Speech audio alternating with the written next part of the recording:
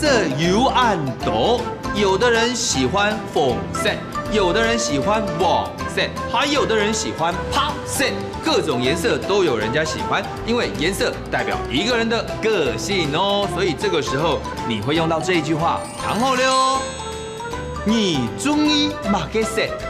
你中意哪个色？你中意哪个色？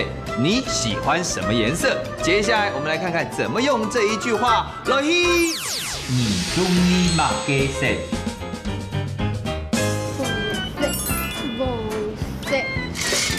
哦，雨儿小姐，你 Top 3挑衣服挑了快1个小时了呢，你到底决定你要哪一件了没有啊？你给我30秒时间Top 3挑衣服啦，我真的不知道选哪一件才好呢。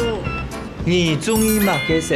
你喜欢什么颜色？你总该知道吧？像是粉色、红色、黄色、黄色、黑色、白色、无色、黑色，就是不一样的感觉啊，真的难选择哎。我来帮你选择啦。你们女生真的很啰嗦哎。要是我一下子4件都买回去，这样就是谁不用担心啦。4件都买啊？对啊，太浪费钱了啦。好啦，不然你帮我决定1件好了啦。我帮你选哦。确定哦。那就这一件。粉色，热情吗？对，不惜时间。挑选衣服 Top 3，你喜欢什么颜色？你中意哪个色？你中意哪个色？红色、粉色、黄色、黄色、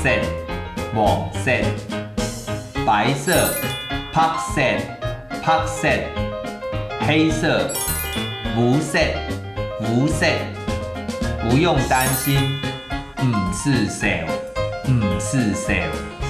行真耶客家 V&B， 分享客家乡下嚟講客家。